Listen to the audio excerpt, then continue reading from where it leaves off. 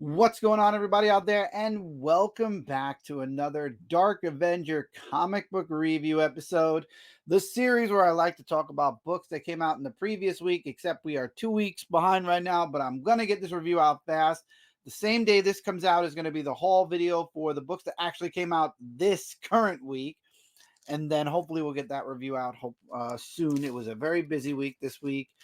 Definitely sickness traveling in the house. So we got a lot of books to talk about. I actually have two of them digitally. Um, so let's waste no time. This is episode 533 for the week of October 9th, 2024, the second week of October. We've got 5 weeks this month. So I'm going to start off with a book. I'm not even going to be posting it up anywhere because honestly, I decided to just give Terminator issue 1 a try from Dynamite. It just didn't do it for me. It wasn't my type. I read it. I tried to get into it. It just Dynamite did not deliver when it comes to that book. When it comes to me, it wasn't bad, but in my opinion, it wasn't something that I found interest in continuing. So it's there. Check it out if you're a Terminator fan. Personally, did not really pique my interest. Space Ghost issue number 6, however, did pique my interest. I love this issue. So we haven't reviewed any of the other books on the review yet. So in the previous arc, Jace made a decision that ended up killing Zorax. He ended up shooting him, and he is kind of dealing with the aftermath of that, not wanting to be a part of the team, kind of second guessing himself. And Space Ghost has distanced himself a bit from Jace, and we think that he kind of Jace kind of thinks that he's blaming him. I think, I'm not sure, but we don't really know why. And then Moltar attacks, and of course Jan and Space Ghost go after and try to stop Moltar. Things go south. The artwork in this book is great, by the way. And then Jace finally comes out of it towards the end of the book and ends up helping the team. And we find out that Space Ghost blamed himself for what happened with Jace also, and says that it wasn't his fault. It was a really wonderful moment between Jace and Space Ghost. I love Space Ghost. I think this is one of the really good books that have come out of Dynamite back with the older cartoon adaptation comic books. Really enjoy it and highly recommend checking it out. Transformers issue number 13. This entire book is a backstory for Starscream. How Starscream came into being Starscream and how he got stuck in the middle of the war, how he lost his friends. At the end of the last issue, Starscream ended up getting really taken down hard by Soundwave. And this book kind of gives us a backstory for Starscream. That's all you need to know. I enjoyed it. I thought it was really good. I like getting backstories with these Transformers, especially because this is a new universe now. Since Image took it over, I loved it. I would definitely say check it out. And that's really all I could say on it. If you like Starscream, you will be checking out the backstory there. We're going into Marvel this week because DC is going to end it off. Sentinels issue number 1. I tried it. I don't know why I thought I was going to like it. A bunch of people being injected with nanites or whatever. They're kind of like a squad that go off and deal with issues, and then sometimes the nanites go too far and take over the body, and then that person has to get put down. Um, I don't know why I thought I would like this. I tried. Not my type of book, honestly. I did get the other two like because we're doing previews. Um, we'll see. We'll see where it goes. And then X Force, I fell behind. I missed out on a couple of issues, so I'm a little lost. But I originally got X Force. This is issue number 4, by the way. I originally got X Force because we had Deadpool on the team. Deadpool's no longer on the team. Man Thing shows up in this issue. They're chasing after monsters, and it's just I feel very bad that a lot of these books are not getting really that much of a positive review here. But if X Force continues down this route, I'm really not a fan of the team. So this book is maybe 1 or 2 issues away from being dropped. I'm waiting to see if maybe the team they'll more additions to the team, but I'm really not feeling X Force at the moment. Exceptional X-Men issue number 2. I read both issue 1 and 2 for this review, but we're going to review issue number 2. Issue number 1 was a nice setup point. You got Kitty Pryde, who's running a cafe, and she's still helping out other mutants. There's these 3 mutants that she makes friends with, helps kind of get out of situations with. and they kind of want to form their own political team, and that's where you're starting to lose me. And then you have Emma Frost, who found Kitty, and now kind of it looks like Emma wants to form her own kind of team. And these three mutants that she brings together form their own little like team, and they want Kitty to lead them. And Emma Frost kind of shows up at the end and ends up kind of like, I think she's going to end up kind of coaxing Kitty into running this team.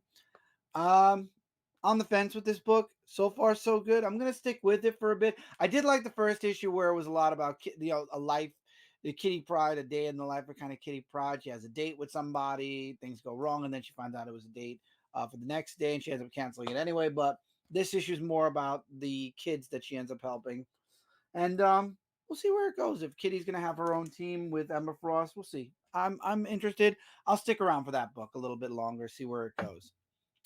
Phoenix issue number 4.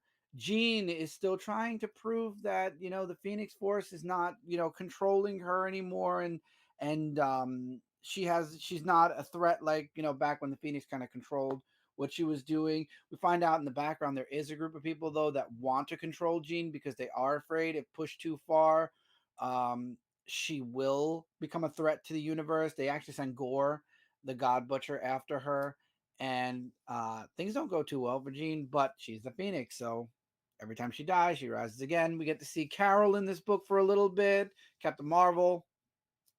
I thought it was a nice issue. Again, I like Phoenix. Again, like Exceptional X-Men, I'm going to stick with it for a while. I did enjoy the issue, do love the artwork. So we'll see where Phoenix goes before I make that almighty decision. I think as we come into the new year, and especially with DC Comics doing their all in, and I'm jumping into, no pun intended, a lot of the books again, that's where I'm going to start making cuts in both DC and Marvel. Figure out what I want to keep from DC and what I'm not really enjoying from Marvel, and kind of making up a definitive list of digital, physical, and what I'm going to continue reading and what I'm not going to read. So this way I have time to read all my books because I already have a lot of books. But Ultimates issue 5, it just, I don't know. Ultimates just isn't doing it for me as much as Ultimate Spider-Man. This issue introduces the new Hawkeye who just completely shames Captain America. I don't know why. I liked the character until he started talking and didn't shut up the whole issue. And it's him versus Captain America, and then Captain America saying we have to team up because we're about to get attacked. And it just, I don't know, it just didn't do it for me. But I'm gonna stick around because obviously this is leading into the big event in 2 years. So will I continue reviewing it? I'm gonna put a question mark on it, but this issue really did not do it for me. So we'll see.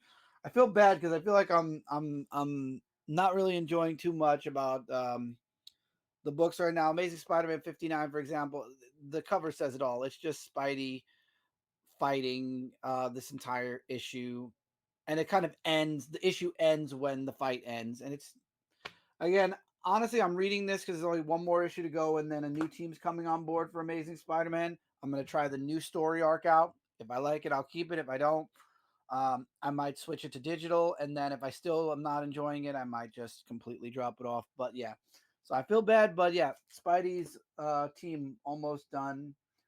Uh, Tombstone, him fighting, yay, I guess. Blade issue number 1, I loved. I actually enjoyed this first issue. There's a new group or a new cult, the spell. Oh God, I knew I was gonna forget their name. I knew it. I said in the review. I was before the review. I'm gonna forget the name of these people, and then I'm gonna have to go into the book. The Spell Guard. How do I forget Spell Guard? Anyway, the Spell Guard is going after. Wanna enlist Blade to go after a target. Who's the target? Read the book. By the way, it is a red band book, so it is meant for 18 plus because there is explicit content. The cover says it all. Um, so he has an has an audience with a few people from the Spell Guard. Things don't go the way they want, obviously, but Blade, hearing what they have to say, ends up taking up the mission. We do get it's kind of like it kind of, if you missed out on Blood Hunt, Blade was possessed, no longer is possessed, and now kind of is on like a penance because of what happened and what he did, even though it wasn't him. So this issue, he comes out of that penance and now he has a target, and that's where he's going. But he's not doing it for the spell guard. He's doing it for himself. Love this book. Artwork's really good. I'm looking forward to seeing. I think this is a 5 issue mini, by the way. So only 4 issues left. We'll check it out. Venom War, Wolverine. I read issue 1 and 2. It's a tie-in that, again, if you like Wolverine, you'll be checking it out. But again, the first issue was him and a group of people he's close with getting attacked, and it's surrounding this boy who ends up getting taken over by one of the symbiotes, and his not wanting to be like his father, but gonna end up like his father. And then this book kind of takes up where it left off, where now Wolverine is also being taken over by a symbiote, and they're all kind of connected in the mindscape or whatever, and the boy is turning out to be just like his father. And it's like, this has nothing to do with the Venom War. Again, this is more, if you want it for Wolverine, you'll read it. If you don't want it for Wolverine, it has absolutely zero impact on the Venom War. It has zero impact on Venom, Dylan, Eddie Brock, the whole nine. It has nothing to do. You don't need it. Don't need it. So again, I'm doing it because I'm a Wolverine fan. Same thing with Deadpool. I'm a Deadpool fan. So if you don't like the characters, you don't need the book. That's why I skipped the Fantastic Four. What do you call it? Tie-in. Venom issue 38 follows Dylan Brock from the future, and he goes to make a deal with, oh God, Doctor Strange helps him to go make a deal with someone. I forget the person's name, so forgive me. Oh God, if I could even say his name, Chithon or whatever. And the deal is to try and, prevent what happens in his future. And what um, he has to give something of himself. I won't spoil what it is, but this book focuses mostly on future Dylan Brock and a deal he makes with the devil and what he's willing to give up. And then Loki shows up at the end of the issue.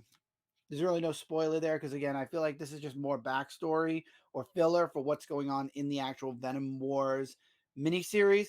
So again, a lot of these books, I mean, if you're reading Venom, obviously you're going to continue it. I love this cover, by the way, by Delato. If you're reading Venom, you're going to continue reading Venom, especially because Venom War involves Venom. But this is more of a add-on to the Venom Wars, not something that is a must-read. If you're only reading the Venom Wars miniseries, again, good backup stuff in the book, but I would say this is more needed than the Wolverine. But again, it's up to you. We are now in DC Comics. DC vs. Vampires World War V, issue number 3. We have a death in this book, and it's sad because this character dies to protect Damien, who is obviously infected. If you've been reading DC versus Vampires, you'll know this. I am a volume behind. I'm not going to lie. I came into this a volume behind, but there was some really good stuff here. I love that Alfred's the Green Lantern. I love the artwork in this book. And you've got people fighting the vampires and whatnot. There's a nice little backup story at the end, which I'm going to be honest, I didn't really bother with it. But it involves Batmite and, oh God, I forget who the other character was, but it involves Batmite. Um, and I will say there's a returning character possible, but I think it's more in Damien's head, but we'll see. But there might be a returning character at the end of this issue. And Wonder Woman is leading the vampires, by the way. And I love how she barely gets away, but we've got a nice war going on in this book. I'm enjoying it a lot. I feel bad because I'm explaining issue 3 without doing issue 1 and 2, but as we move forward, like I said, it'll just jump from we did 3, now we're doing 4. And now we've got the all-in books, 4 all-in books. This one is Green Lantern. This is a one-shot Green Lantern Civil Corps special, and this is leading into all the stuff. And you are seeing my computer now because it is reflective as hell. but this is leading into stuff that's going to be happening in Green Lantern. Lanterns have switched sides. A lantern comes back from the dead. I've not been keeping up with Jon Stewart, but apparently he has a different ring.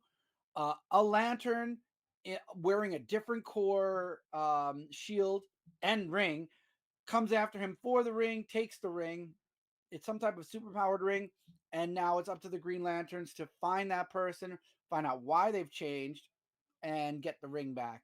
And Carol obviously comes back. Carol and Hal are back together. You've got Lanterns, like I said, switching sides. This was a book, and we get to see Larfleeze again. I was very happy to see Larfleeze again. I like with the direction where Green Lantern's going. I feel it feels a lot like the Green Lantern back when John Jones did it, where we had all the core, all the different cores. This is a perfect setup for what's to come in Green Lantern. I highly recommend checking it out. And it is a yes from me. I will be continuing. I've been reading Green Lantern, so I'll be continuing Green Lantern. Batman and Robin, jumping into Batman and Robin. This is issue number 14.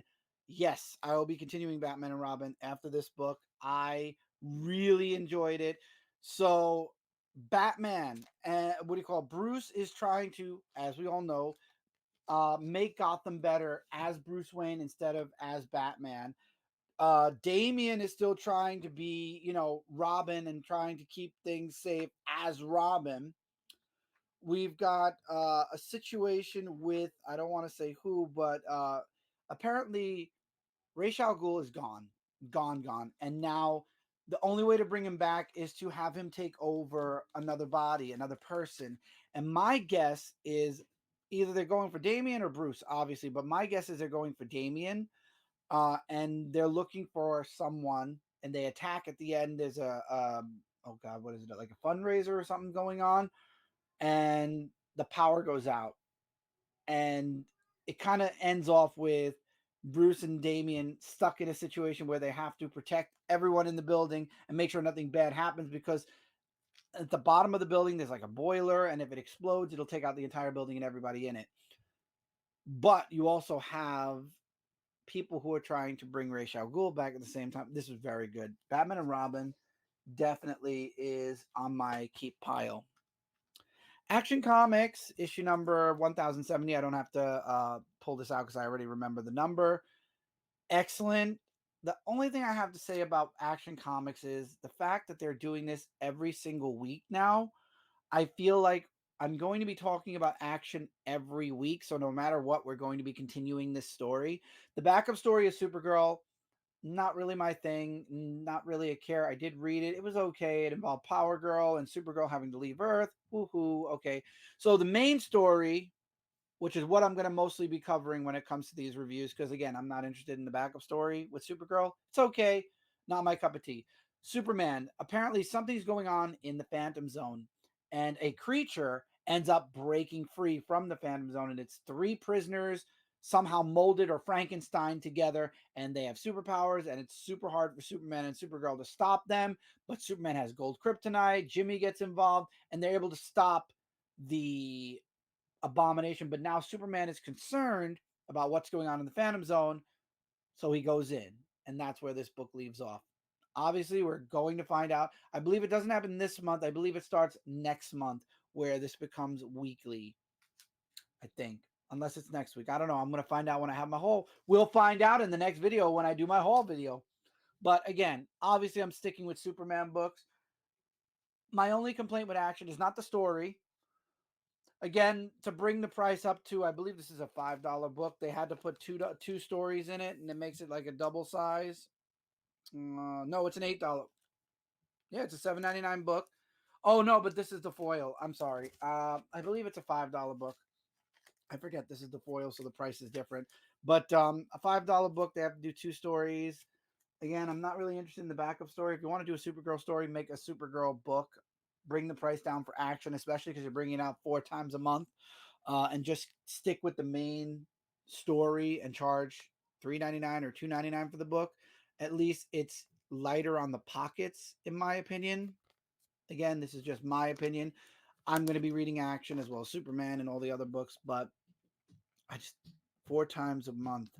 Now, this is the book of the week, and that's Absolute Batman. Holy crap, I loved it. Bruce Wayne is not a rich boy anymore. In this universe, he is an average Joe, loses one parent instead of two. Everybody's talking about this, so I feel like I'm not spoiling anything, especially if you've been going around the reviews. Everyone's talking about it. Alfred's not his butler.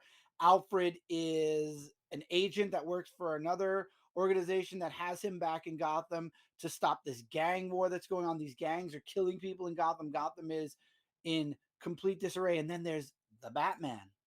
Bruce Wayne, for some reason, again, loses a parent and still becomes Batman and wants to, bring justice to Gotham and prevent what happened to his father happening to anyone else. Except this Batman is willing to do a lot more than the main DC Universe Batman, and he's a big, muscular dude. Again, has all the knowledge of fighting, which I like. Brutal issue, awesome. And now he's cross paths with Alfred as well. So Alfred knows who Batman is also. He figures it out. So now you got Alfred going after Batman. You got Batman fighting the gang war. You got Alfred who's also observing the gang war, not getting involved yet. Only allowed to get involved if Batman shows up to stop him for some reason. Don't know why. And then we find out that Alfred was chasing after somebody. That I won't spoil, but it's the last page of this issue, and I'm sure we'll be seeing it in issues to come. This was such a good book. I could sit here and talk about it for hours.